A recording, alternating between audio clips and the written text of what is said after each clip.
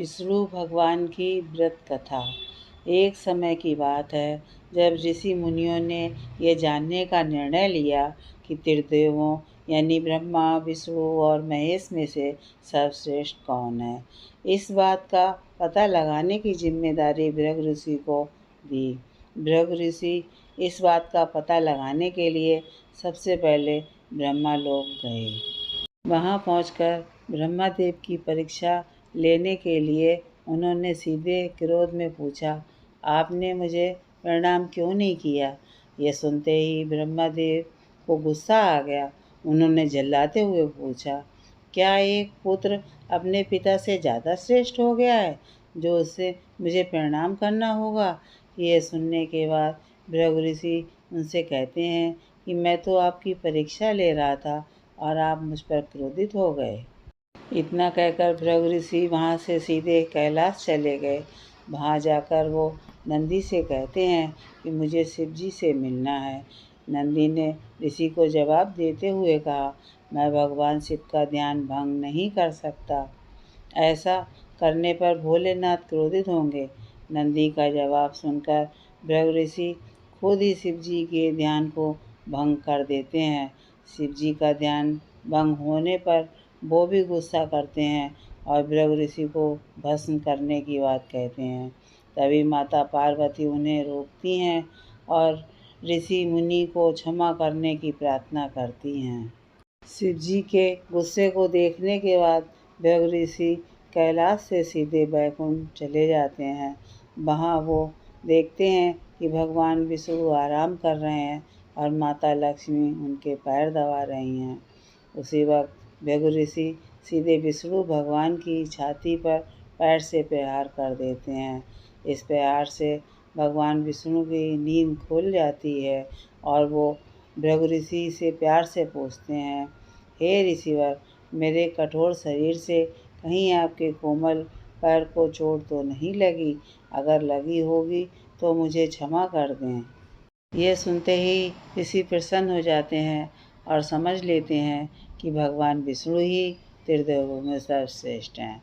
माता लक्ष्मी ये सब होते हुए देखती हैं।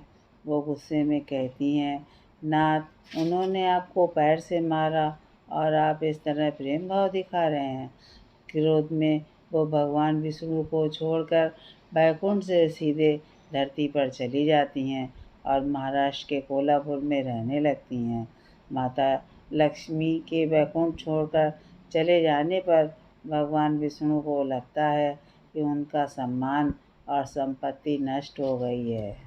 इसी वजह से उनका मन काफ़ी अशांत रहने लगा। फिर वो माता लक्ष्मी की तलाश में धरती चले जाते हैं। धरती जाकर भगवान विष्णु श्रीनिवास नामक व्यक्ति बनकर माता लक्ष्मी को ढूंढने लगते हैं। माता लक्ष्मी को ढूंढते ढूंढते वो बैंचल पर्वत क्षेत्र में स्थित बकुला माई के आश्रम पहुंच जाते हैं। वहाँ बकुला माई ने उनका आदरपूर्वक स्वागत किया और उन्हें आश्रम में ही रहने के लिए कहा। उस आश्रम में भगवान आराम से श्रीनिवास बनकर रहने लगे। कुछ दिनों बाद वहाँ एक हाथी आ गया जो सबको परेशान करता है। ये देखकर श्रीनिवास धनुष बाण लेकर हाथी की ओर दौड़ते हैं। उन्हें आता देख हाथी डरकर घने जंगल में भाग जाता है। श्रीनिवास उस हाथी का पीछा करते हुए थककर एक सरोवर के पास पेड़ की छाया में आराम करने लगते हैं और कुछ ही देर में उन्हें नींद आ जाती है। नींद में वो कुछ युवतियों का शोर सुनते हैं जिससे उनकी नींद टूट जाती है। आंखें खोलते ही वो खुद को 5-6 युवतियों से घिरा पाते हैं। युवतियाँ श्रीनिवास को डांटते हुए बोलती हैं कि ये राजकुमारी पद्मावती का उपवन है और इस क्षेत्र में पुरुषों का आना एकदम मना है। यहाँ तुम कैसे और किस लिए आए हो।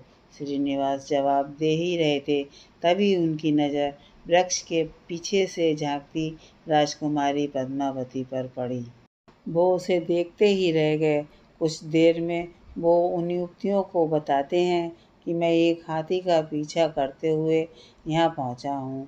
मुझे बिल्कुल भी पता नहीं था कि यहाँ पुरुषों का आना मना है।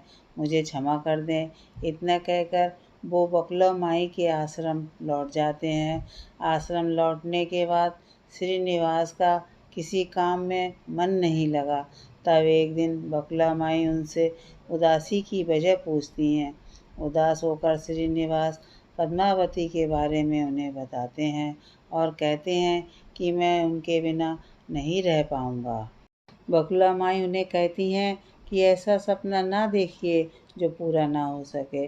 वह एक प्रतापी राजा चोल नरेश आकाश राज की बेटी हैं और आप एक आश्रम में रहने वाले कुल व गोत्रहीन युवक हैं।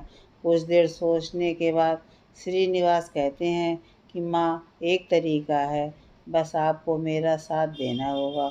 बकुला माई श्रीनिवास का प्यार देखकर हाँ कह देती हैं। दूसरे दिन श्रीनिवास ज्योतिष विद्या में निपुण औरत का वेश धारण करके राजा आकाश के नगर नारायणपुर पहुँचते हैं। उनकी विद्या की वजह से हर तरफ उनकी चर्चा होने लगती है।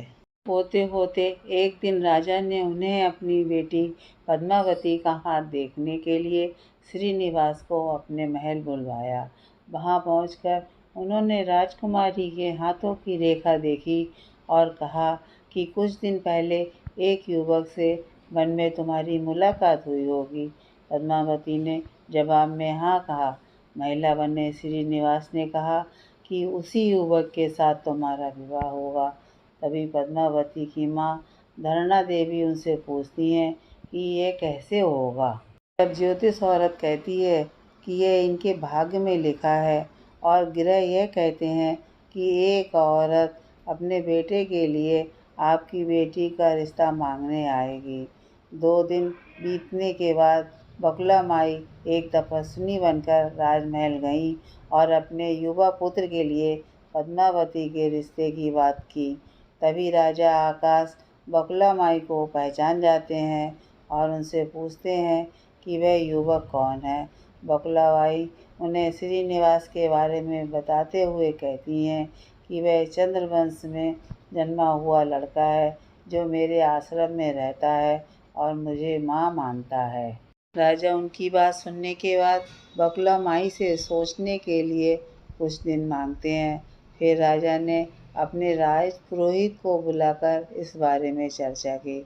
सब कुछ जानने के बाद राज पुरोहित श्रीनिवास के बारे में पता लगाने में जुट जाते हैं। श्रीनिवास के बारे में अच्छे से पता करके वह राजा को बताते हैं कि महाराज, उसमें भगवान विष्णु के समान गुण हैं और आपकी पुत्री लक्ष्मी जैसी है। ऐसे में यह वर आपकी पुत्री के लिए सुयोग्य है। यह सुनकर राजा तुरंत बकुला माई के आश्रम में अपनी स्वीकृति के साथ विवाह की लग्न पत्रिका भिजवा देते हैं।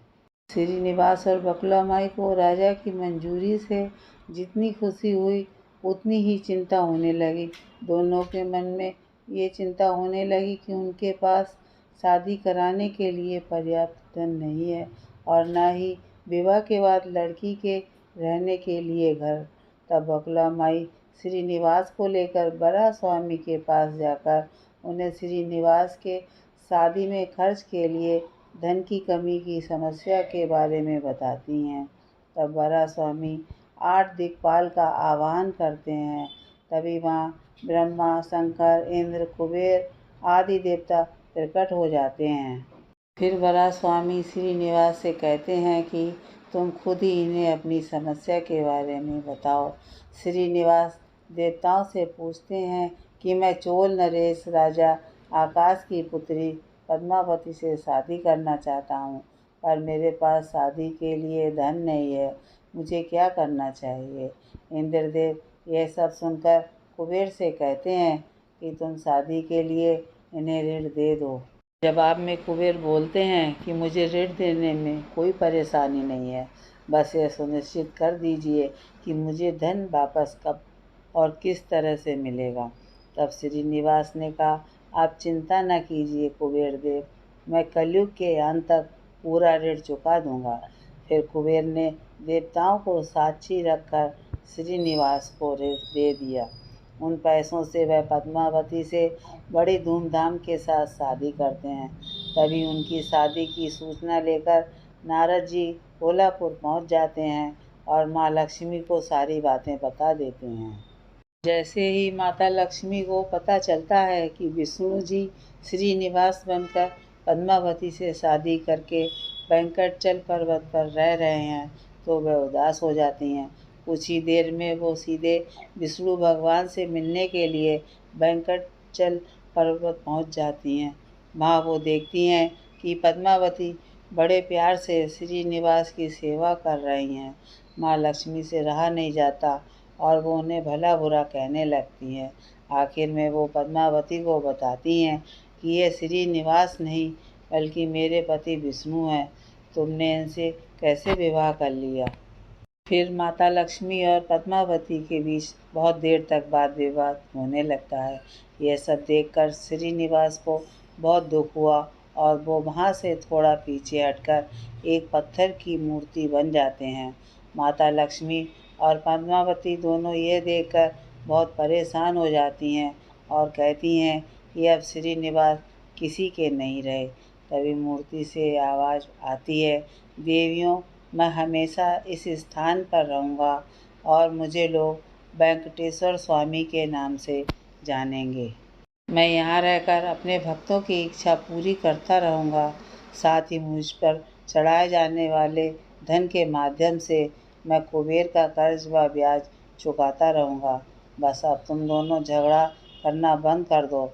इतना सुनने के बाद माता लक्ष्मी और पद्मावती उनसे क्षमा मांगती हैं। फिर माता लक्ष्मी कोल्हापुर जाकर महालक्ष्मी की मूर्ति और पद्मावती तिकनाचुर में शिला विग्रह बन जाती हैं। यही कारण है कि तिरुपति में विराजमान वेंकटेश्वर स्वामी के दर्शन के लिए भक्तों से चंदन, धूप, फूल और मिठाई नहीं बल्कि धन लिया जाता है। विष्णु भगवान की कथा से दो सीख मिलती हैं। पहली ये कि विनम्र भाव से ही व्यक्ति श्रेष्ठ कहलाता है।